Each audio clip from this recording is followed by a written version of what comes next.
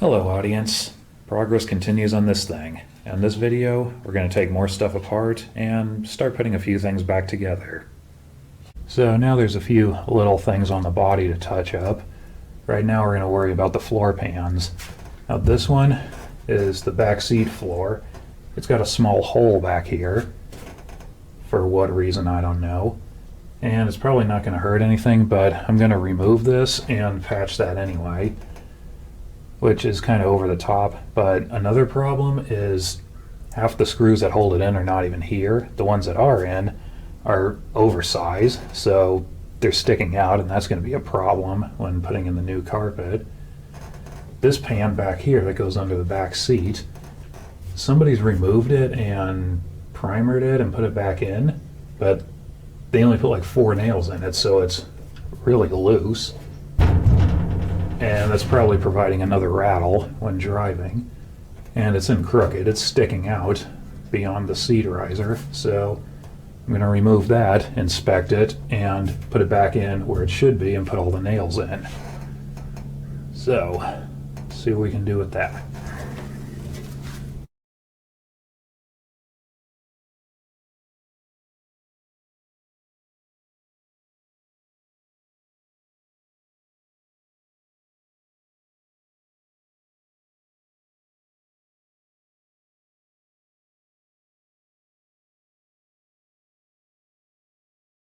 And here it is from underneath. Now, this is one neat thing about working on a car that's already been restored is, as you can see, it's already been cleaned and painted. Granted, not the best paint job I've ever seen, but still, it's been painted, so that's one less thing I have to do. And that's the hole we need to worry about. Now, I'm just going to hammer it down, weld it, grind it, then just spot in the paint, and it shouldn't be too difficult. The pan that goes under the seat, there doesn't appear to be anything wrong with it.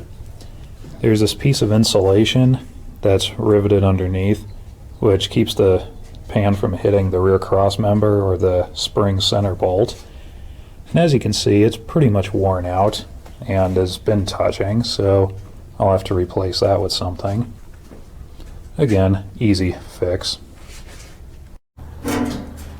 And finish that. Don't worry, you didn't miss anything. So after the primer's dry, just fog a little black paint on it, and that's good to go. And this part,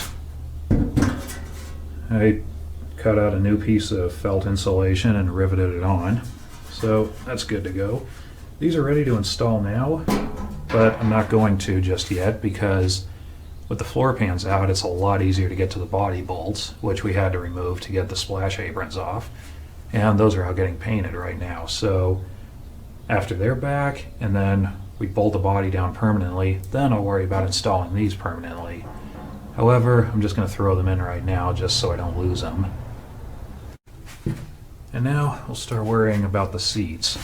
Now, this is the bottom cushion for the front seat. And like I pointed out before, dimensionally it's a little bit off, it's distorted a bit, and after taking the upholstery off I've noticed what's wrong with it. This spring set is not the right one for this car. It's some random one that somebody probably found at a swap meet or a junkyard, and they handed it to an upholsterer and they redimensioned it to fit the car. Because a lot of these clips are new. It's been messed with, and I mean, granted, whoever did this, they tried to do a good job. I mean, the way this is all tied down and they used the proper clips for these, I mean, they tried. It seems silly today, but you couldn't always buy these new, so this was pretty much the best you could do if you didn't have the originals. The wood base, as you can see, it's made of plywood, which it's not accurate, but functionally it'll work just fine, and it's not warped. If it's dimensionally right, I'll just clean it up and reuse it. Now, the spring set could be touched up and reused.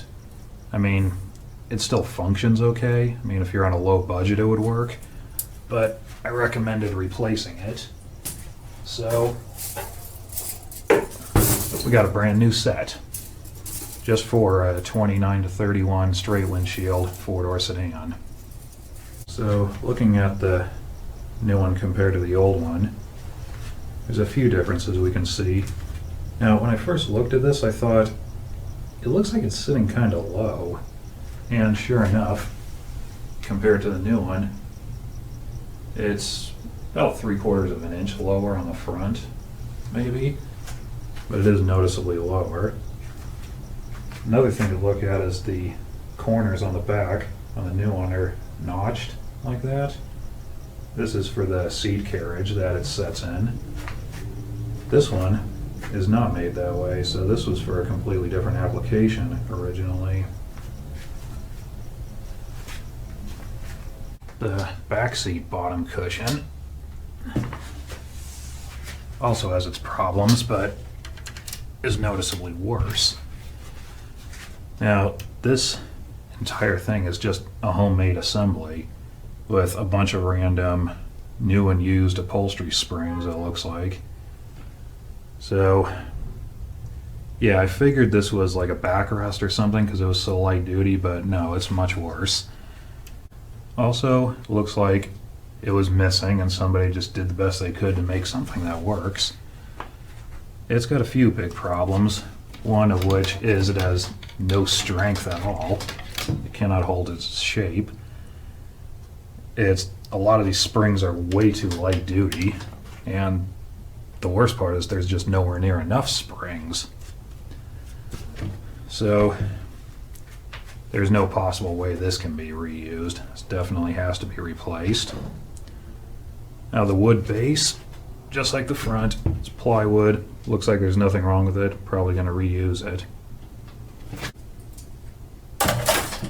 And we've got a new set for the back seat as well. Now comparing the new one with the old one, as you can see, the new one is noticeably more heavy duty. It has more than twice as many springs as the old one. As you can see, the diameter of the springs compared, these are noticeably thicker and obviously a lot more sturdy. These are the backrest springs. This one's for the front seat, and this one's for the back seat. They appear to be originals for this body type. They fit perfectly, and they're in really good condition. There's nothing wrong with them, so we're just going to reuse them as is.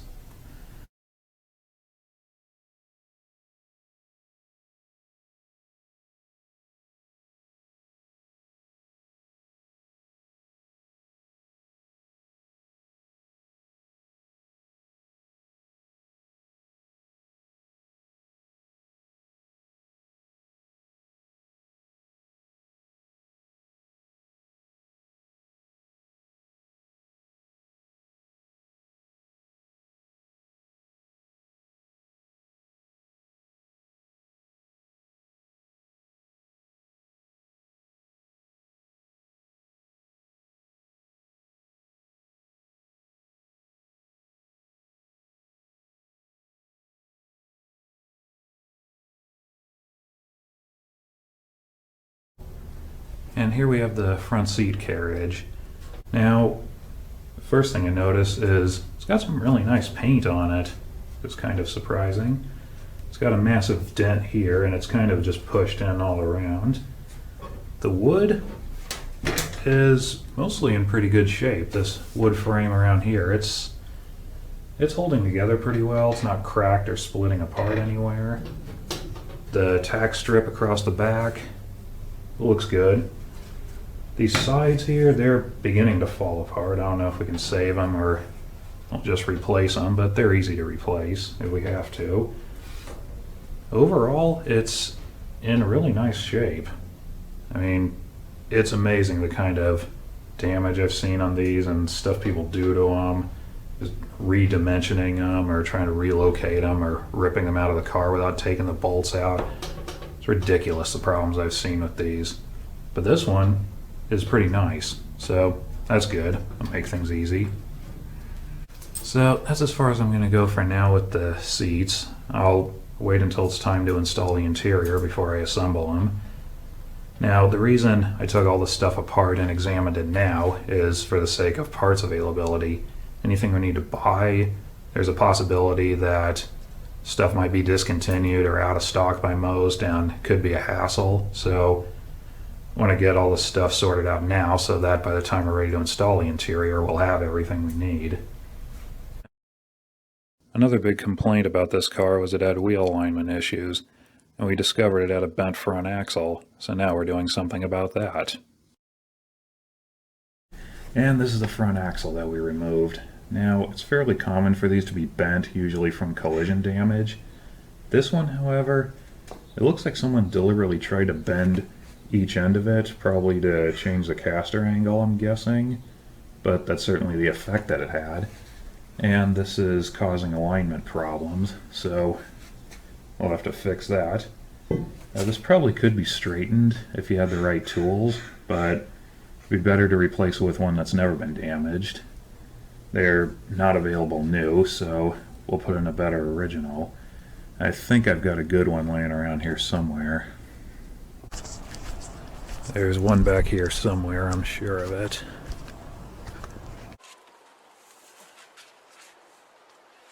So, looking at it from here, on the left is the axle that I have that I just pulled out of the pile of parts. The one on the right is the one that came out of the car. And as you can see from here, it's been bent really good. This is the same on each side. This casting line, as you can see here, it should be straight, and it just kind of wanders over a little. In fact, you can see like jaw marks on it from when someone deliberately bent it that way. Now, for example, this is the way they normally look. It's just straight. Now, this is the radius rod off of this car. Now, I forgot to mention earlier, but this is also bent. As you can see, right in this corner about here, it's been bent so the angle is more like that. And that's also increasing caster angle, which is making it worse. Now, I don't know if you can see it from here, but this part right around here is where all the bending was. It's a little bit narrower here. Now, normally when these bend from collision damage, the damage is more spread out. This is all in one location, so I'm pretty sure this was deliberately bent this way. Okay, I somehow lost the recording where I put this back together, but anyway, we couldn't find a replacement radius rod, so we straightened the old one and put it back together. We put on the replacement front axle and painted it after assembly, and now it's all done. So now we're getting ready to put the engine back in. Now, before we do that, there's a few things I want to point out here. Now, this engine has an aftermarket pressure plate on it. Now, this is an original Model A pressure plate. That's what they look like. This is it's commonly referred to as a V8 pressure plate. It's one that Ford used starting in like the mid-30s. So this is a fairly common conversion I've seen. There's companies that will machine the flywheel to fit the later pressure plate. And one big reason for that is the originals, they get a bad rap for being poorly designed. Now, when they were new and set up properly, and when they're rebuilt properly, these work just fine. I've never had a problem with them. The problem they have is when they get rebuilt, the rebuilders normally put much stiffer springs in them. And these were overbuilt to begin with. And when you put stiffer springs in them, it takes more pressure to release the clutch or to push in the clutch pedal. Sometimes so stiff, in fact, that you need to use both feet to push the pedal down. And I cannot believe how commonplace that is, or how many I've seen that are like that. So these have gotten a reputation of being really stiff, of requiring a lot of muscle to push the pedal down. And granted, it can get hard to find a rebuilder who actually knows these and knows how to set them up. So This pressure plate, like I said, is a fairly common conversion, I guess because it was available new very early on.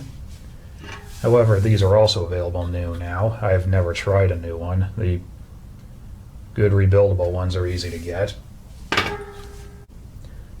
Now, why does any of this matter to us? Well, because this is part of the noise that the owner was complaining about. When you push in the clutch pedal, it makes kind of a squeaking sound, which we figured is the throwout bearing was worn out. But what we discovered is these fingers that the bearing rides against, they don't line up all that well with the throwout bearing. Only about 3/4 of the surface of these fingers actually touches the bearing. And the fingers were worn down quite a bit, maybe a 1/16 of an inch, maybe more like a 32nd of an inch. And the last quarter of it was not, so it had a ridge built into it.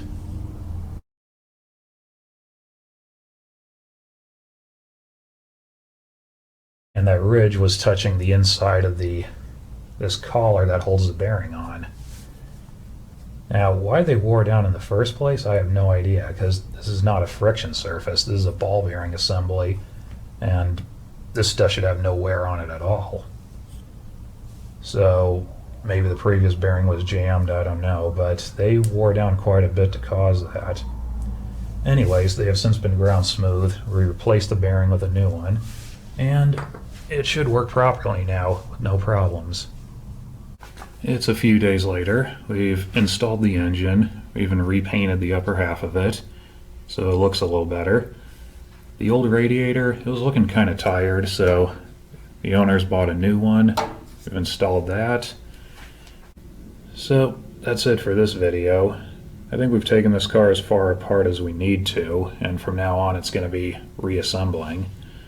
So anyway, thank you for watching.